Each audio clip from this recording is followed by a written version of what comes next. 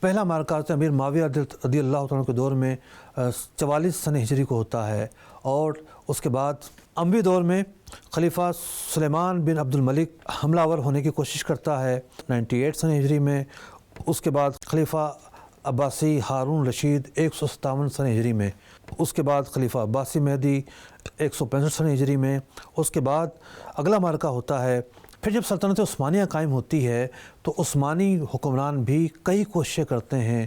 سب سے پہلے سلطان بایزید یلدرم 796 سن ہجری میں کوشش کرتے ہیں قسطنطنیہ فتح کرنے کی۔ اس کے بعد سلطان محمد اول بن سلطان بایزید اول 815 ہجری میں، اور اس کے بعد سلطان مراد ثانی بن سلطان محمد اول 825 ہجری میں، اور اس کے بعد سلطان محمد ثانی المعروف سلطان فاتح اس پر حملہ آور ہوتے ہیں سن 857 سن ہجری میں۔